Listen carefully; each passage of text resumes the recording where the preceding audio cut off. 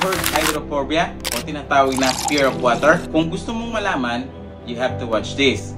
Kung ayaw mo naman, pwede ka na mag-skip. Ang hydrophobia means fear of water. And this is one of the late symptoms of a rabies. Yes, you heard it right.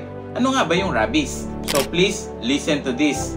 Ito na nga yun. Rabies is a disease of the nervous system of a animal that can be possibly spread into human. Ang rabies ay nakukuha sa pamamagitan ng pagkagat o pagkalmot ng hayop na infected ng rabies. Like for example, ang mga aso at mga pusa. At ito ay lubhang mapanganib at makamamatay. Lalo na kung hindi ito maagapan kaagad. Last April 21, napukaw ng mga malalaking news company dito sa Pilipinas at ang Senado ang isang istorya na kung saan merong asong nag-aamok sa isang birthday party sa lugar ng Tondo, Manila. At noong mga panahon na yon, isa sa mga nakagat ng aso ay ang 13 years old na si Jamaica na naglalakad noon pauwi ng kanilang tahanan. At ito ay nangyari noong February 9, 2024. Pagdating ni Jamaica sa kanilang tahanan, sa halip sabihin niya ito sa kanyang magulang, ay pinili niyang ilihim to sa kanyang nanay. At sinabing nagalusan lang ang kanyang paa, kaya meron itong sugat. Inilihim na ito marahil ayaw niya mag-alala ang kanyang magulang. At dahil na rin sa takot at baka mapagalitan siya ng kanyang nanay. Noong April 5, saktong 2 months later nang makagat ng aso si Jamaica, she started develop symptoms of rabies, katulad ng fever, back pain, fatigue, and lastly, she's already having difficulty in drinking water. Noong mga oras na yon, hindi na nakatiis si Jamaica at pinagtapat niya na sa kanyang nanay na last 2 months ago ay nakagat siya ng aso. At dahil dito, sa narinig ng kanyang nanay ay tila gumuho ang kanyang mundo. Hindi na nag-aksaya ng panahon ng kanyang ina. Nilapitan niya si Jamaica at niyakap ng mahigpit.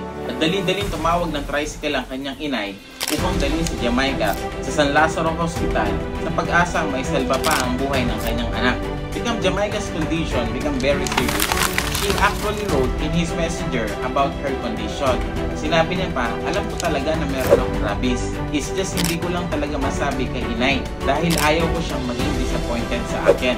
At sinabi niya pa, nag-search si Jamaica sa YouTube about rabies symptoms and she found out na ang sintomas na nararanasan niya ay katulad ng mga sintomas na nakita niya sa YouTube. At dahil dito, sinabi niya pa, she cannot believe a teenager like me will experience like this. At noong April 6, 12 oras pagkatapos dalhin si Jamaica sa hospital, ay tuluyan siyang nanghina at di kalaunan ay pumanaw na ito. During that time, ang kanyang pamilya at kanyang nanay ay very devastated sa biglaang paglisan ng kanilang anak. Na dahil sa pangyayaring ito, ang nanay ni Jamaica ay nag-post sa kanyang social media account para magbigay ng babala sa kapwa niya magulang hinggil sa nangyari sa kanyang anak. At ito ang kanyang mensahe. Sa mga magulang po, be conscious po kung ano ang kakaiba sa ating mga anak. Ituro po sa ating mga anak na huwag baliwalain ang simpleng kagat o kalmot ng aso o pusa. Magsabi kaagad sa mga nakakatanda o magulang dahil hindi biro ang rabies, ito'y nakakamatay. Huwag baliwalain at hindi na mangyari pa sa iba. Sa mga pet owner, maging responsable po tayo sa pag-aalaga sa ating mga alaga. Pabakunahan po sila nang hindi na po sila makapaminsala sa iba. Alam nyo ba na ang Pilipinas ay nasa ika-6 na pwesto sa may pinakamaraming insidente ng rabies sa buong mundo? At dahil sa datos na ito, patunay lang na ang ating gobyerno ay kailangan pagtuunan ng pansin ang rabies. So ito na nga, what are the 2 things that we've learned into Jamaica's story? So, makinig ka. Ito na nga yun. Number 1, sa mga anak, always try to have open communication with your parents. Dahil wala nang ibang tutulong sa atin, kundi yung mga magulang natin. Madalas man tayong pagalitan sa mga maling desisyon na nagawa natin, but it doesn't mean hindi nila tayo mahal. Huwag matakot mag-open sa kanila, lalo na sa panahong kailangan natin ng tulong. Dahil at the end of the day, wala nang ibang tutulong sa atin, kundi yung pamilya natin, lalong-lalo na yung mga magulang natin.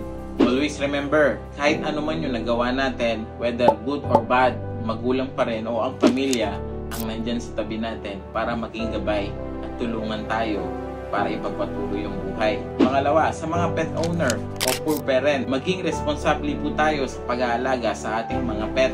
Siguraduhin po na mapabakunahan sila ng anti-rabies nang hindi makapaminsala at makadamay ng inosenteng tao tulad ni Jamaica. Tunay nga, ang istorya ni Jamaica ay isang nakakalungkot at nakakabiglang pangyayari sa kanya. Pero sa kabila nito, naging matapang siyang labanan ang nakakamatay na rabies at nagawa pa nito magbabala sa ibang tao sa pamamagitan ng paglalahad at pagbabahagi ng kanyang karanasan at nag-iwan ng paalala sa mga tao para maging aware sila kung ano ba yung rabies. That's 2 minutes. See you on my next video.